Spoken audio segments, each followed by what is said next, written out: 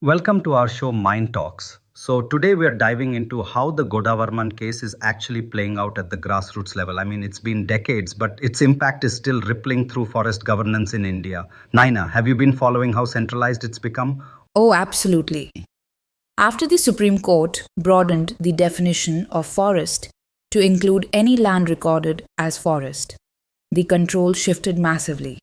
It was like, boom, local voices just got drowned out by central authority.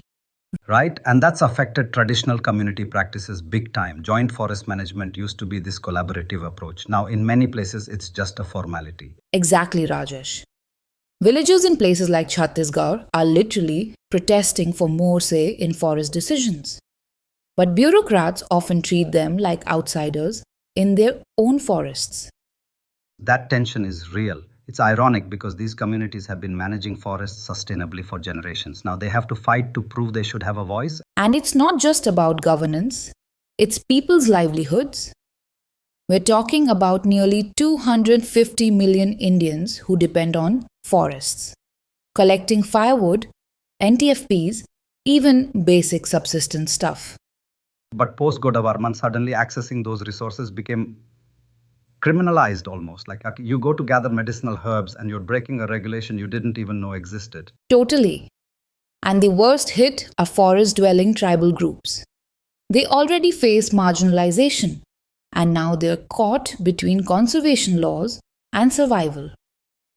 There's this village, Lindur in Himachal Pradesh. After the 2023 monsoons, they had major land subsidence. Their traditional grazing and farming practices are barely viable now. Yeah, and yet, when they raise concerns about forest use policies contributing to the problem, they are brushed aside, as if ecological protection and human survival are mutually exclusive.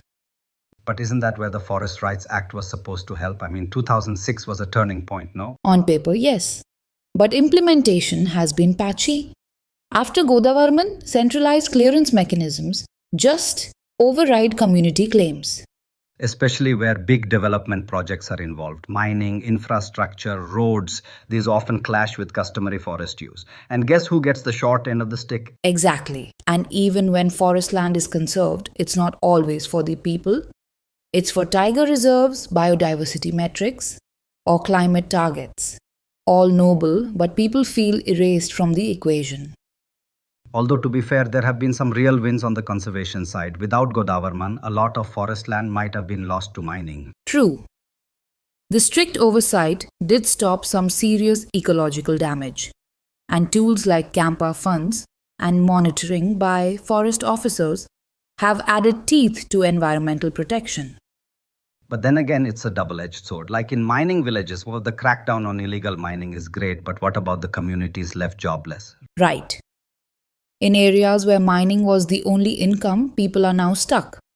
Some try to diversify, others just migrate. It's a spiral. And the government doesn't always step in with viable alternatives. So local frustration grows, and you get this perception that conservation equals suffering. Which is tragic because it doesn't have to be. Conservation and community rights aren't mutually exclusive. They can reinforce each other if done right. Yeah, like co management models that give locals real decision making power, not just symbolic roles. Or integrating local knowledge into ecological monitoring. These communities know their forests better than any satellite ever could. So I guess the big question is, what would a truly balanced model look like? One where forest protection doesn't mean human exclusion. Maybe that's where the next legal or policy breakthrough needs to happen. We've had the conservation wins. Now it's time for justice at the grassroots. And maybe the next generation won't have to choose between a thriving forest and a thriving village. One can hope. But until then, these community struggles are the real front line of Indian forest governance. All right, we'll leave it there for now. But folks, keep an eye on these grassroots movements. They might just shape the next chapter. Catch you next time.